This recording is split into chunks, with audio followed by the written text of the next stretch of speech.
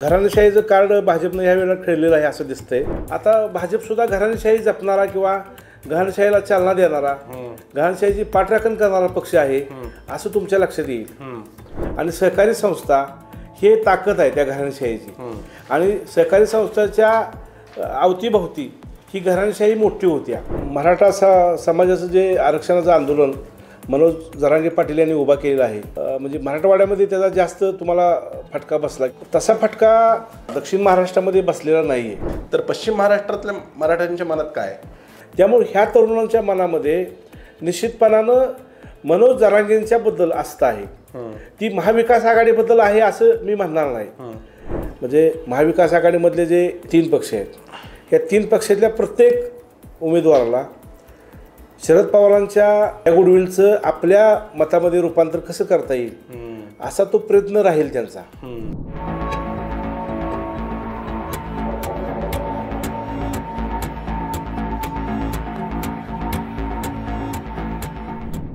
नमस्कार, द पॉलिटिक्समध्ये सगळ्यांचं स्वागत आहे. काल भाजपने 99 उमेदवारांची यादी जाहीर केली. त्यात सर्वात जास्त उमेदवार त्यांनी पश्चिम महाराष्ट्रात घेतले. 21 उमेदवार त्यांनी पश्चिम महाराष्ट्रातले जाहीर केले. त्यानिमित्ताने आज आपण पश्चिम महाराष्ट्राच्या राजकारणावर बोलणार आहोत. लोकसभेला पश्चिम महाराष्ट्र वेगळा रिॲक्ट झाला. जरी राज्यभरात महायुतीला फटका बसत असला तरी पश्चिम महाराष्ट्रात मात्र मतदारांनी महायुतीला तारलं. पण त्याच्या विरुद्ध बाजूला शरद पवार जास्तीत जास्त दौरे करत आहेत, पश्चिम महाराष्ट्रात जोर लावत आहेत. यंदाचं पश्चिम महाराष्ट्रात राजकारण काय असेल हे आज आपण समजून घेणार आहोत. माझ्यासोबत आहेत संपत मोरे. संपत मोरे यांनी अनेक वर्ष पश्चिम महाराष्ट्राचं राजकारण अगदी जवळून पाहिलेलं आहे. संपत मोरे सर, स्वागत आहे आपलं. नमस्कार सर. काल जी उमेदवार यादी जाहीर झाली भाजपची, 21 उमेदवार पश्चिम महाराष्ट्रात दिलेली आहेत. त्यानिमित्ताने मला असा प्रश्न विचारायचा आहे की पश्चिम महाराष्ट्र यावेळी कसा रिॲक्ट करेल, काय राजकारण असेल? लोकसभेचं आपण जे म्हणालात आता, लोकसभेमध्ये सातारा आणि हातकणंगले ह्या 2 मतदारसंघामध्ये महायुतीला लोकांनी मदत केलेली आहे. लोकसभेची जी गणितं होती ती जरा वेगळी होती.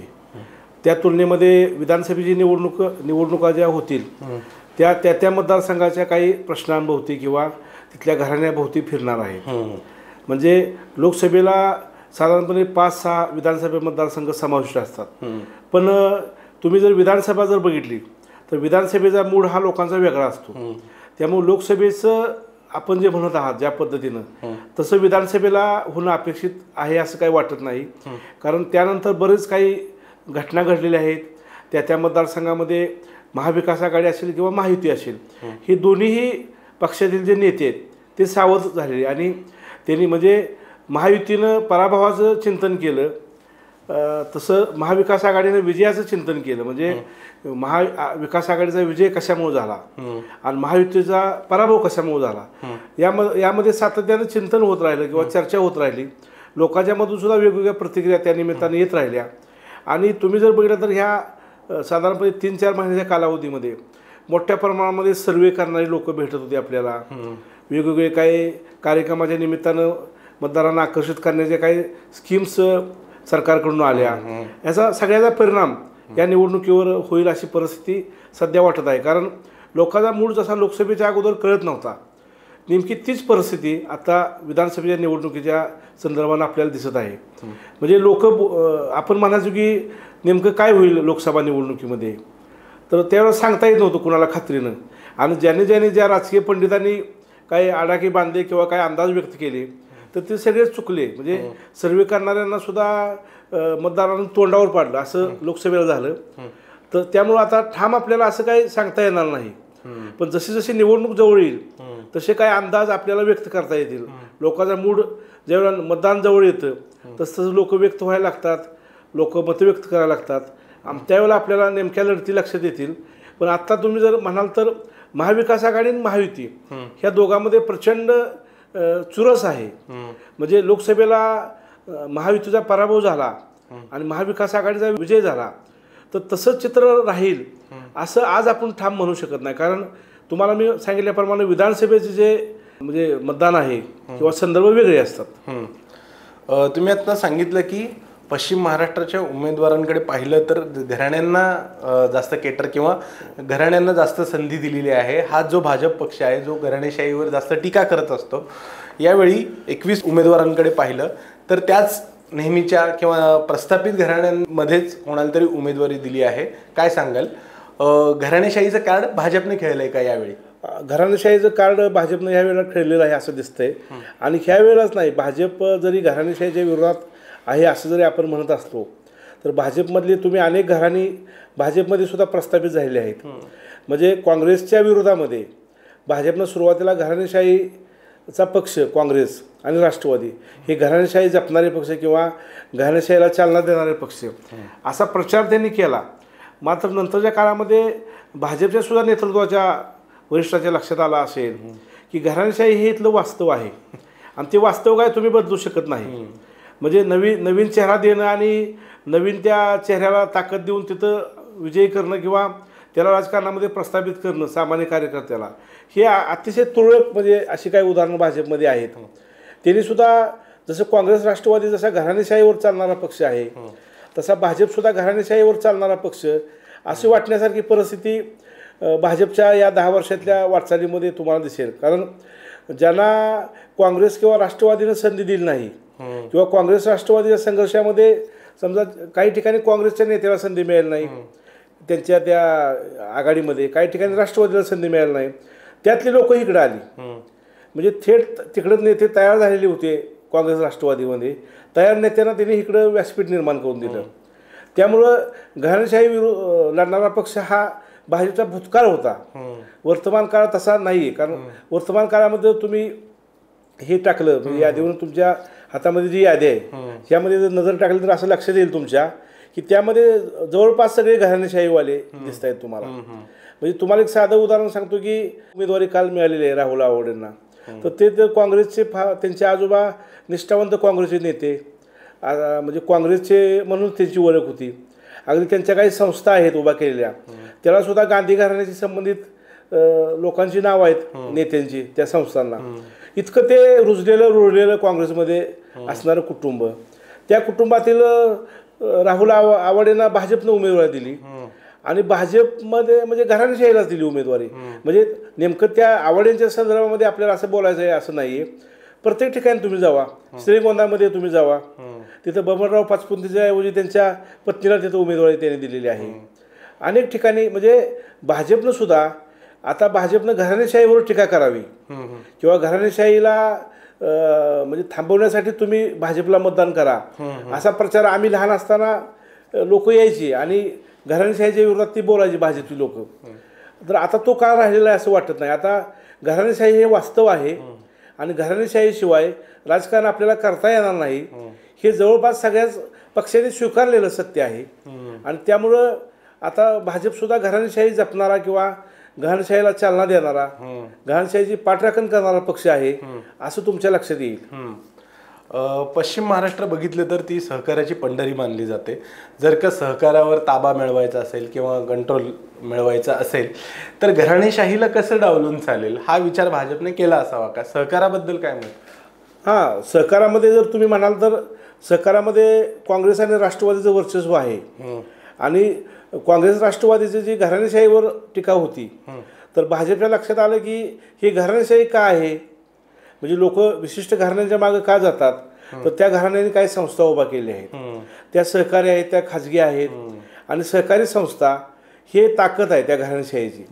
आणि सहकारी संस्थांच्या अवतीभवती ही घराणेशाही मोठी होत्या किंवा ह्या घराणेशाहीला राजकीय एक सपोर्ट मिळत आहे किंवा लोक तिकडे का जातात किंवा लोकांचा तिकडे कल का आहे तर त्यांच्याकडे सहकार आहे बरोबर किंवा त्यांच्याकडे संस्थात्मक काही जाळं उभा केलं आहे.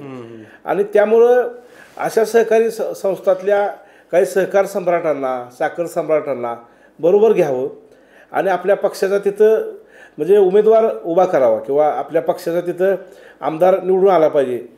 ह्या भूमिकेतून त्यांनी ह्या लोकांना बरोबर घेतलेलं आहे. तुमचं म्हणणं बरोबर आहे. मात्र आता पक्ष कार्यकर्ता म्हणजे पक्षामध्ये जडणघडण झालेला कार्यकर्ता म्हणजे सर्वच पक्षाच्या बाबतीमध्ये आपण बोलत आहोत. तर एक पक्ष कार्यकर्ता, पक्षाची आयडिओलॉजी मान्य असणारा, पक्षाच्या आयडिओलॉजीचा अभ्यास असणारा, त्या आयडिओलॉजीसाठी त्याग करणारा असा कार्यकर्ता कुठं गेला? म्हणजे त्या कार्यकर्त्यांच्यावर काय वेळ आली? म्हणजे फक्त ही लोक काय करतायत की चिन्ह वेगळं असतं, म्हणजे चिन्हावर राजकारण आहे ह्यांचं. म्हणजे गेल्या वेळेला वेगळं चिन्ह असतं, ह्या वेळेला वेगळं चिन्ह आहे. आणि हे सगळं सगळ्याच राजकारण्यांनी हे वास्तव स्वीकारलेलं आहे. आणि पूर्वी एखाद्यानं जर पक्षांतर केलं तर तिची चर्चा व्हायची किंवा पक्षांतर करणारा सुद्धा घाबरत असायचा. म्हणजे 10 वेळा तो विचार करायचा राजकीय नेता की आपण पक्षांतर करूया का, किंवा पक्षांतर केलं तर लोक काय म्हणतील. पण आता लोकांनी सुद्धा ते स्वीकारलेलं आहे. कारण दिवसाला त्यांना 8-10 पक्षांतर, निवडणुका जवळ आल्या की रोज 8-10 पक्षांतर होत असतात. म्हणजे किमान अशी अजून वेळ आलेली नाही की सकाळी एका पक्षात गेला आणि संध्याकाळी दुसऱ्या पक्षात गेला. असं उदाहरणसुद्धा आपल्याला बघायला मिळेल. इतकी लवचिकता किंवा इतकं राजकारणाच्या आयडिओलॉजीचं अवमूल्यन किंवा पक्षावरचा अविश्वास आणि स्वतःच्या स्वार्थाचं राजकारण किंवा स्वकेंद्री राजकारण एवढ्या लेवलला जाण्याइतपत परिस्थिती आज तयार झालेली आहे किंवा तेवढ्या ह्याला गेलेलं आहे ते. कालच्या भाजपच्या यादीकडे बघितलं तर पश्चिम महाराष्ट्रातले 21 पैकी बहुतांश 3-4 वगळता सगळेच मराठा उमेदवार दिलेले आहेत. बट मला फक्त भाजपबद्दल प्रश्न नाही विचारायचा आहे. इतर महाविकास आघाडीतले पण पक्ष असतील किंवा महायुतीतले एकनाथ शिंदे किंवा अजित पवारांचा पक्ष असेल, हे मराठा उमेदवार देण्याला प्राधान्य देतील का पश्चिम महाराष्ट्रात? आणि इथून पुढचं विधानसभेपर्यंतचं राजकारण हे मराठा केंद्रित राहील का? आणि जरांगेंच्या आंदोलनाच्या पार्श्वभूमीवर तुम्ही जर साधारणपणे तुम्ही ज्याला पश्चिम महाराष्ट्र म्हणत आहात तो ॲक्च्युली तसा दक्षिण महाराष्ट्र आहे. म्हणजे आपण ज्या मतदारसंघावर बोलतोय बरोबर किंवा ज्या जिल्ह्यावर, सांगली, सातारा आणि कोल्हापूर, येस, त्यामध्ये मराठा बहुल ते मतदारसंघ आहेत. आणि ते मराठा बहुल असल्यामुळं ह्या भाजपनं तिथं मराठा उमेदवारांना प्राधान्य दिलेलं असावं. आणि तुम्ही जर असं म्हणाल तर आवर्जून असा काय बदल तिथं केलेला नाही. पूर्वीचेच जुने जे उमेदवार आहेत तेच त्यांना दिलेले आहे उमेदवारी. आणि त्याचं कारण असं आहे की ते मराठा बहुल मतदारसंघ आहे. म्हणजे मराठा समाजाची तिथं लोकसंख्या जास्त आहे. आणि त्या लोकसंख्येकडे बघून किंवा त्या मतांच्याकडे बघून मराठा समाजाच्या भाजपनं तसे मत दिलेले आहेत. म्हणजे मराठा समाजाचे उमेदवार अशाच प्रकारचे उमेदवार महाविकास आघाडी सुद्धा देणार. कारण तो काही 1-2-3 तालुक्यांचा काही अपवाद वगळता मराठा समाजाचं मतदान जास्त असणारे सगळे मतदारसंघ ते आहेत. म्हणजे प्रमाणात मराठा समाज तिथं जास्त आहे संख्येनं. त्यामुळे भाजपनं तशा प्रकारच्या उमेदवारी दिल्या असाव्यात. आणि महाविकास आघाडी सुद्धा तशाच प्रकारचं उमेदवारी देतील असं वाटतंय. जरांगेंचा फॅक्टर यावेळी कसा वर्क होईल पश्चिम महाराष्ट्र किंवा दक्षिण महाराष्ट्रामध्ये? मराठा समाजाचं जे आरक्षणाचं आंदोलन मनोज जरांगे पाटील यांनी उभा केलेला आहे, तर मराठवाड्यापेक्षा म्हणजे मराठवाड्यामध्ये त्याचा जास्त तुम्हाला फटका बसला किंवा प्रभाव जाणवला आणि महायुतीला त्याचा फटका बसला. तसा फटका दक्षिण महाराष्ट्रामध्ये बसलेला नाही आहे.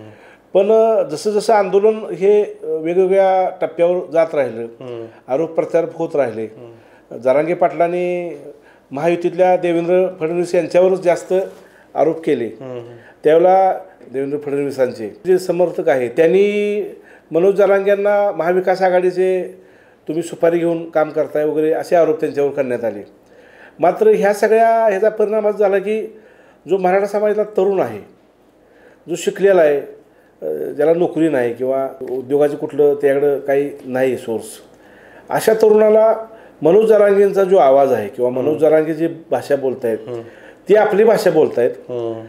जी भाषा त्यांनी आजवर ज्यांना मतदान दिलं, ज्या नेत्यांना त्यांनी त्यांच्या खांद्यावर मिरवलं किंवा त्यांची पोस्टर लावली, त्यांचे बॅनर लावले, त्यांच्यासाठी घोषणा दिल्या, अगदी आयुष्यातली काही वेळ वाया घालवला, ह्या तरुणांच्या लक्षात आलं की आपण या मराठा समाजाच्या नेत्यांसाठी एवढं केलेलं आहे. आपल्या म्हणजे वाढवडल्यापासून आपण विशिष्ट घराण्यांच्या मागं आहोत, त्या आपल्या समाजातल्या आपण नेतृत्वाची बाजू घेतोय. पण आपल्या भाकरीचा प्रश्न किंवा आपल्या नोकरीचा प्रश्न किंवा आपल्या मनात जी खळबळ आहे, आपल्या मनातली जी अस्वस्थता आहे, ही मनोज जरांगे पाटील बोलत आहेत. त्यामुळं प्रत्यक्ष मनोज जरांगेंच्या संदर्भामध्ये मराठा समाजामध्ये एक तरुणामध्ये एक आस्था जिव्हाळा निर्माण झालेला आहे. आणि तरुणाचा जो मनोज जरांगेंच्या बद्दलचा जो काही जिव्हाळा आहे तो मतपेटीमध्ये व्यक्त होणार एवढं नक्की आहे. तुम्ही जर मराठा तरुणांशी बोलला तर मनोज जरांगेंनी उपस्थित केलेले मुद्दे ह्यावरच ते तरुण आपल्याला प्रश्न विचारतात. तुम्ही पत्रकार म्हणून गेला त्यांना विचारलं तर ते म्हणतात की मनोज जरांगे जे बोलत आहेत ती आमची भाषा आहे, ही गरीब मराठ्यांची भाषा आहे, जी भाषा प्रस्थापित मराठी कधी बोलत नाहीत आणि प्रस्थापित मराठ्यांचे प्रश्न पूर्ण वेगळे आहेत. आणि मनोज जरांगे जे प्रश्न मांडत आहेत ते गरीब मराठ्यांचे प्रश्न मांडत आहेत. त्यांनी मांडलेले जे मुद्दे आहेत हे त्या तरुणांना भावत आहेत. आणि ह्या प्रस्थापित नेतृत्वाबद्दल एक अश्रद्ध म्हणू आपण त्याला, म्हणजे श्रद्धा उडालेली आहे किंवा जो विश्वास आहे प्रस्थापित नेतृत्वाबद्दलचा मराठा समाजातल्या तरुणांच्या मध्ये तो मनोज जरांगे यांच्या आंदोलनामुळे उडालेला आहे. कारण त्यांच्या लक्षात आलं की हे कोणच आजपर्यंत बोलत नव्हतं. मनोज जरांगे हे बोलत आहेत आणि आपला विषय ते बोलत आहेत. त्यामुळे ह्या तरुणांच्या मनामध्ये निश्चितपणानं मनोज जरांगेंच्याबद्दल आस्था आहे. ती महाविकास आघाडीबद्दल आहे असं मी म्हणणार नाही, पण मनोज जरांगे ज्या दिशेनं जसं सांगतील तशा प्रकारची एक वाटचाल ह्यातले काही तरुण करतील आणि मग त्याचा फायदा कुणाला होणार, तोटा कुणाला होणार हे मनोज जरांगेंच्या पुढल्या डिसिजनवर, त्यांच्या पुढल्या निर्णयावर आपल्याला लक्षात येईल. म्हणजे पश्चिम महाराष्ट्रातल्या मराठा तरुण असतील किंवा मराठा मतदार असतील त्याच्या मनात असा गोंधळ आहे का की क्लिअर आहे की महाविकास आघाडीला मतदान करायचं की महायुतीला करायचं, की क्लिअर आहे की महायुतीच्या विरोधात मतदान करायचं कारण की जरांगे महायुतीची किंवा भाजपच्या विरोधात बोलतात. पश्चिम महाराष्ट्रात असं मतदारांच्या मनात गोंधळ आहे का? मराठवाड्यातल्या मराठा समाजाच्या मनात तसा गोंधळ नव्हता असं आपल्याला लोकसभेत दिसलं, तर पश्चिम महाराष्ट्रातल्या मराठ्यांच्या मनात काय? नाही, पश्चिम महाराष्ट्रामध्ये असं म्हणजे सगळं एक कल्ली मतदान होईल असंही नाही. त्या मतदारसंघामध्ये दोन्ही पक्षाचे नेते, म्हणजे उदाहरणार्थ महायुती असेल, महाविकास आघाडी असेल, तिथले स्थानिक प्रश्नांच्यावर ही निवडणूक होईल.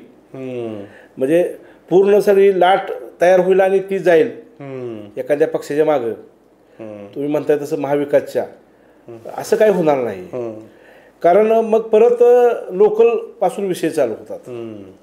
म्हणजे गावचं राजकारण असतं, गावच्या भावकीचं राजकारण असतं, गावातले गट असतात, त्यानंतर त्या गणाचं राजकारण असतं, पंचायत समितीचं त्यामधले 2 गट असतात, जिल्हा परिषदेचे गट असतात, त्यानंतर विधानसभेचे गट असतात, काही विधानसभा 2 तालुक्याचे असतात, तालुक्यामधले काही अस्मितेचे मुद्दे असतात. ह्याच्यावरती निवडणूक होणार आहे. म्हणाल्याप्रमाणे महायुतीला किंवा भाजपला पश्चिम महाराष्ट्राने तारलं, पण आता परिस्थिती बघितली तर शरद पवारांचं एक काय म्हणतात फॅक्टर पश्चिम महाराष्ट्रात चालतोय की काय, कारण की इनकमिंग सर्वात जास्त पश्चिम महाराष्ट्रातून होतंय. तर इथून पुढे विधानसभेची लढत भाजप विरुद्ध शरद पवारांची राष्ट्रवादी अशी होईल का? आता कसं आहे, ह्यामध्ये भाजप विरुद्ध शरद पवार अशी लढत नाही म्हणता येणार. कारण का काही ठिकाणी काँग्रेस विरुद्ध भाजप लढाई होईल, काही ठिकाणी राष्ट्रवादी विरुद्ध राष्ट्रवादी लढाई होईल, काही ठिकाणी म्हणजे मोठ्या प्रमाणावर म्हणायचं आहे मला, मोठ्या प्रमाणावर जिथं जिथं राष्ट्रवादी आहे तिथं अशीच लढत होईल. पण काय अपवाद तिथं मतदारसंघ तुम्हाला सांगतो की आता इस्लामपूर मतदारसंघ आहे, वाळव्यामध्ये जयंत पाटलांच्या विरोधामध्ये कोण असणार तिथं उमेदवार, म्हणजे राष्ट्रवादीचे असणार की भाजपचे असणार? भाजप पण मागते ती जागा. त्यानंतर तासगाव कवठेमंकाळमध्ये रोहित पाटलांच्या विरोधामध्ये राष्ट्रवादीचा उमेदवार म्हणजे भाजपचा उमेदवार राष्ट्रवादीच्या चिन्हावर घड्याळाच्या उभा होऊन तिथं राहणार आहे. त्यामुळे तिथली लढाई ही राष्ट्रवादी विरुद्ध राष्ट्रवादी अशी असणार आहे. बहुतांशी लढाई म्हणजे शरद पवार हे महाविकास आघाडीचा एक चेहरा किंवा महाविकास आघाडीचा एक म्हणजे प्रमुख चेहरा अशा पद्धतीनं म्हणजे सगळ्याच मतदारसंघामध्ये सगळेच नेते शरद पवार यांच्या म्हणजे विचारांचा वारसा आम्ही चालवतो किंवा अशा पद्धतीचं मतदान तुम्हाला मागताना दिसतील. काँग्रेसची उमेदवार असतील किंवा उद्धव ठाकरे यांचे शिवसेनेचे असतील किंवा राष्ट्रवादीची असतील की त्यांचं जे काही वलय आहे किंवा ह्या संदर्भानं महाविकास आघाडीकडून हे होईल. म्हणजे मी हा प्रश्न विचारण्याचं कारण म्हणजे होती की नेत्यांचा सर्वात जास्त ओढा शरद पवारांच्या पक्षाकडे दिसतोय. हा फॅक्टर चालतोय का शरद पवारांचा पश्चिम महाराष्ट्रात लाट वगैरे दिसतेय का?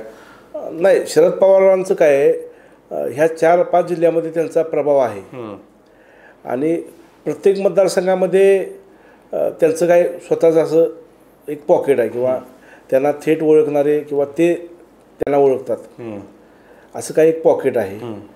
आणि त्यामुळं मग प्रत्येक उमेदवाराला म्हणजे महाविकास आघाडीमधले जे 3 पक्ष आहेत, ह्या 3 पक्षातल्या प्रत्येक उमेदवाराला शरद पवारांच्या म्हणजे तिथं त्यांना सभेला नेणं किंवा त्यांचा जे गुडविल आहे त्या मतदारसंघातलं त्या गुडविलचं आपल्या मतामध्ये रूपांतर कसं करता येईल असा तो प्रयत्न राहील त्यांचा.